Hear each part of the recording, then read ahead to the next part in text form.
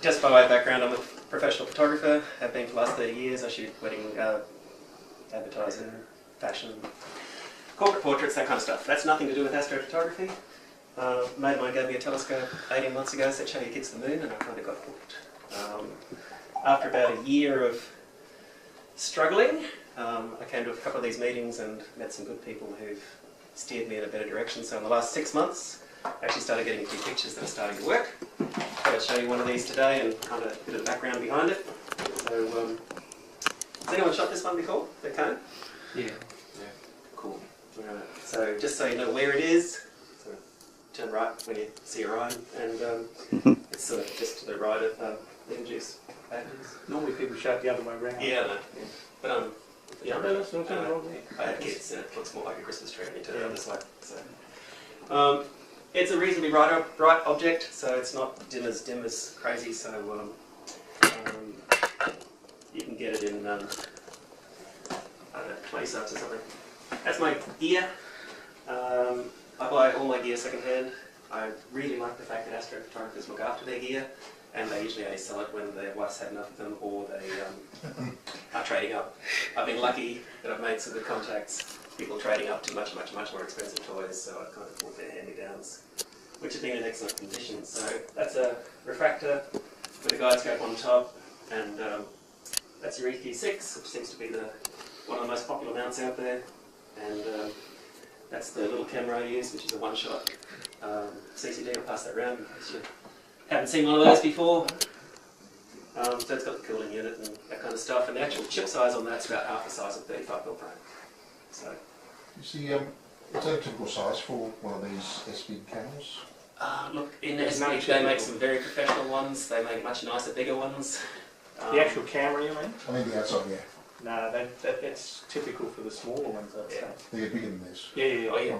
I was This is one of those hobbies where No, that's money does buy results. So you can buy much bigger toys. got some bigger ones than that. You might have noticed that I shot that in the country. I was shooting in Kilmore, which is about 50 k's short of the dark sky side of Leon Moe. I go there because I've got a mate who's got a property, red wine, a nice fire, warm bed. Oh, he's everybody's mate here now. And he's the guy who gave me the telescope in the first place, so he breeds ponies. So, always got to start with a decent polar alignment. I use the PhD method. Don't know if you've checked that one out before, but it gives you a little graph and you kind of line up your as and old knobs until you get this graph. Instead of having a heart attack, it kind of bumps along quite nicely. You can read all of that in the manual for PhD. And there's heaps of forums out there on how to do that particular technique. So I won't get bogged down with... How long does it take to do that then, Andy? I've got it down to about half an hour. Okay. From picking the stuff out of the boot of the car, setting it up, ready to shoot. Total time might be 45 minutes to an hour. That's been pretty good for me, and all of these things, I'm sure there's 25 different ways of doing them. I've just found through trial and error this works for me. I'm not the most technical person in the world, but I'm kind of a visual learner, and I really like things that work for me, like this particular program, Sky Safari Plus. This works for Mac, and it works beautifully. This actually controls my telescope now, so I can plug it in through the mount. So I want to go see the Cone Nebula, type it in, and it'll go bang, there it is. What I really like about it is I can actually type in the field of view of my camera. So that little camera there, that's its limitations of what it will actually see, and that helps with your planning when you're going to take photos of, if you're going to try and fit the Rosetta in there, for example, as Nick has done, that won't fit on that camera in one frame. So it helps me a lot with what I'm trying to shoot. It would if you got a wider, a shorter focal length. Or a bigger camera. Yes, or a bigger CCD. Is that like a? I would like the 1100 S-Big black and white, but when I see if I can get one past the finance minister. Is that a simulated image? So that's like the planetarium sort of thing? Yeah, Yeah. It's probably not simulated, it's probably a real image.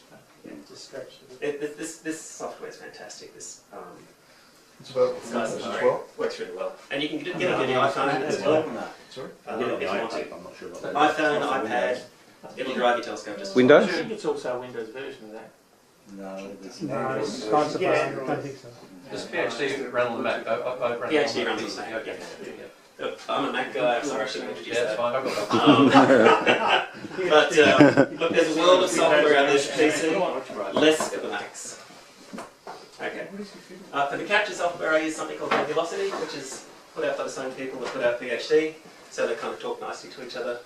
I believe that is cross-platform, It is. and it enables you to run your cooling on your camera, so dial in the temperature, your exposure durations, number of exposures, binning, all that kind of stuff.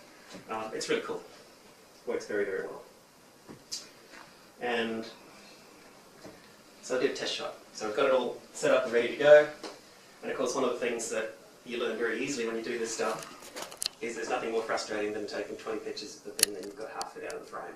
So I like doing a test shot, process it very quickly, rough as guts, just to make sure I've got all the bits of it that I actually want to see in my picture. And I often do that as a quick test in JPEG, just to get a sense of where everything is. Alright? You use a binning, no binning on it. I use binning when I'm getting the original composition and framing. Binning is basically a way of getting the picture faster and brighter without working all of your time to do a 10-minute shot. But if you want to learn about binning, read online or talk to one of these gurus here because they'll explain it better than I can. Dr. Paul. Okay, pre-processing. I shot this for 20 10-minute subs. Basically set it up and let it run until about 3:30 AM.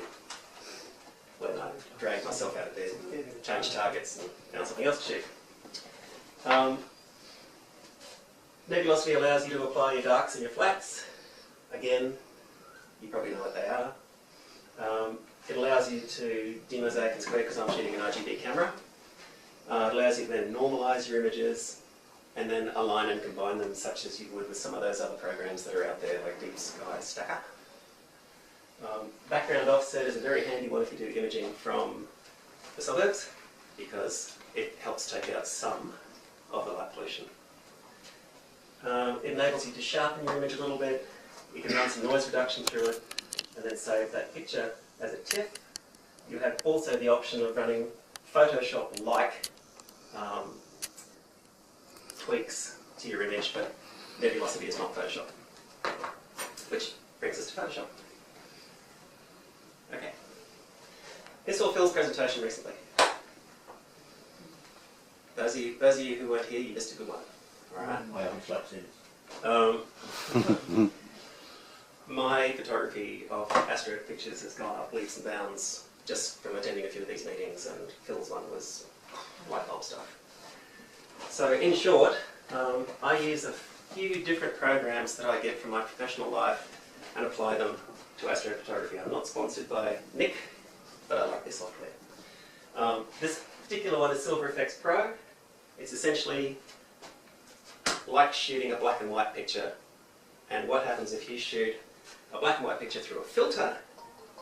For example, get a Coke can and shoot it through a red filter, you'll essentially get a white can. All the red will go white, you with me? This gives you the choice of running different coloured filters. Alright, so with this Cone Nebula, we've got a lot of red in there. If we want those areas lighter, we press through the red filter. It's got some blue in there. If we wanted those areas lighter, we press through the blue filter.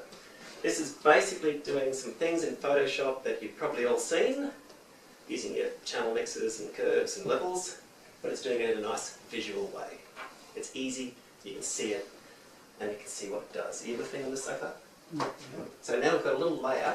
We're going to go into Photoshop and how to process this image now. Now we've got a little layer of black and white sitting on top of that picture. Now that layer is filtered originally, it's full of noise. Now it doesn't matter what camera you're using, there's going to be noise in there somewhere. I use a thing called Noise Ninja, which I love the name, and it's a Photoshop plugin and it basically helps you smooth out some of that noise. Using that black and white layer, we now do that in luminance.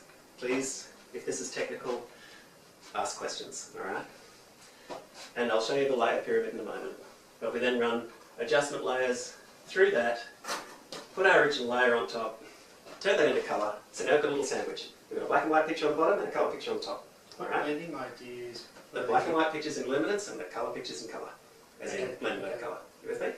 So all we're seeing from the original picture is the colour. So what does the luminance layer do? It just controls the luminance, Brightness. brightness. Controlled brightness, if you like. Just go back to the rocket bit there. You said that No that worries. was a I'll recap this at the end as well. That was a one-shot camera. you That's a used. one-shot camera. So, well, how do we have to filter all of them? Because it's a one-shot camera, but when you process it, you're taking an RGB image, and what you're trying to do is extract as much possible information out of that. All right, so you're splitting it up into different There you levels. So you get Oh, control. okay. Alright. There is at the end of this, there's a step-by-step bit, which hopefully will make it easy for you. Okay, and then run a program called Efex Pro on the colour layer. Now, Efex Pro is fantastic in our portrait business because you've got about 1 million different filters in here, which can make people look beautiful, but it also happens to help with astrophotography. There's one called Contrast Color Range, which does some really trippy things in terms of grading edges and gradients, which are really nice. Tonal Contrast, Pro Contrast, this stuff will blow your mind. It's so good. Detail Extractor, that's really cool. Yeah, How expensive is it? it's $149 for the entire suite. Google it. Yeah, good. Is it Windows? Can you get Windows or just Yeah, buy it just sits on Photoshop. And this is all Nick's So Whatever this is, Nick. River Photoshop will work. Nick works with Photoshop. Will it work with elements for us people who don't have? Probably. Not Don't sure. know. Just check that. Yeah. Okay. You can get Photoshop Lite, I think it's free now. Couple more. As you can see, I use all the Nick filters on this one. Define is a noise ninja-like filter, but this one works on the colour layer. All we're doing now is pulling out the colour noise. Alright? We've already pulled out the black and white noise. Now we're pulling out the colour noise. If we did that on the black and white layer, we would then get mush. So then we want to sharpen it a little bit, tighten up those stars, make the image a bit crisper. And as I said, the entire suite of this stuff is $149, so it's cheap as. Yeah, about the only cheap thing in astrophotography. It's not for Astrophotography. No, but it's good. Phil mentioned these Astronomy Tools actions that you can buy. They're only about $20, and I found them quite useful. There's a whole bunch of them that you can play with. But the ones I seem to keep referring back to are the ones that says make stars smaller. I like that because gives you a bit of control. Increase star colour, that's always nice. And lighten DSO and dimmer stars seems to quite cleverly boost the image quite nicely. So, a few final tweaks, and then you've got an image that hopefully is good enough to at least post on the forum and have lots of other people tell you where your mistakes are. So, there you go. I posted on this group, obviously the Yahoo group here, Ice and Space. I find quite an amazing resource out there, full of astrophotography gurus who will help. And I have my own little Facebook page called Andy's Astropix, which is really silly, but my wife's a photographer. She's got more likes than I have. We're not competitive. That's the layer pyramid. Alright? Now it's not that daunting. It's not that daunting. There's the original image, there's the Silver Efex Pro layer, there's levels and curves, and there's the original colour image back on the top again. Now we're in colour mode. Basically, colour balance and saturation, and then the mixed stuff. We've got the define, the colour effects, the sharpener, etc., and then final tweaks. So let's just show you how that magically all comes together step by step. Is that okay? 6 or 8 simple slides.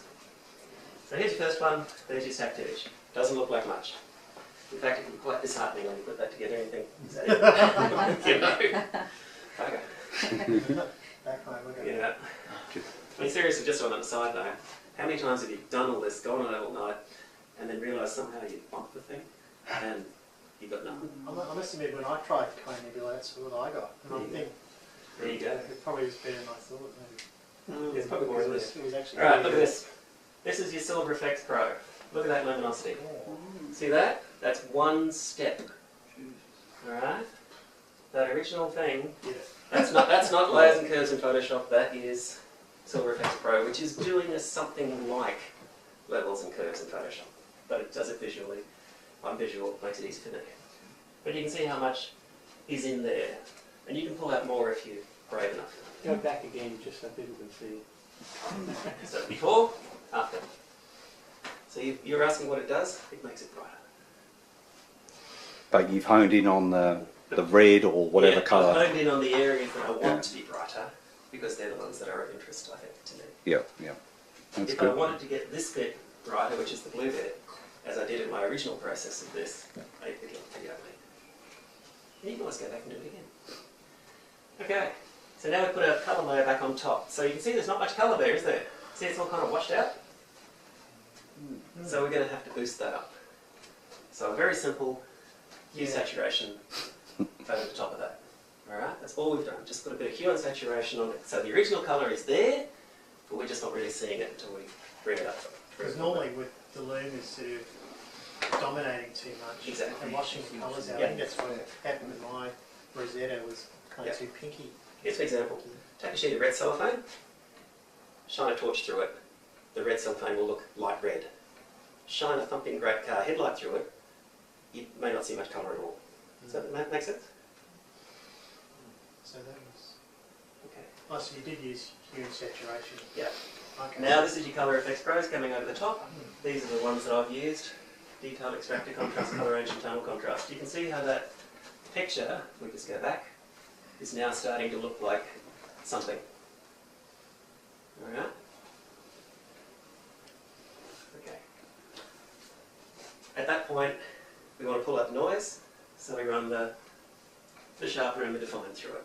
So now when you actually bring it up larger, 100%, it starts looking alright.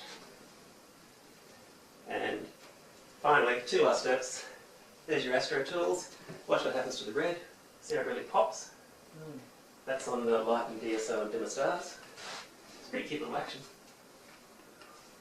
And then last of all, just because I like pictures that are sort of punchy, just a little level and curve tweak over the top of that one. Can you see the difference there? How it goes from kind of mushy to... So that's it. Well done. Easy. Well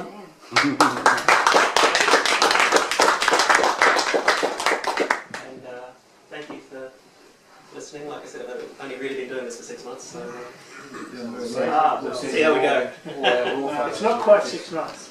So each, so thanks very much for that, Eddie. My pleasure. So each month we'd like someone to showcase their image, and it doesn't matter how great or small it is, it's all about learning. So And this, just let me know if you're that interested. presentation will be on the ASV website. I can post it up there if you like. Yeah, sure. Happy to.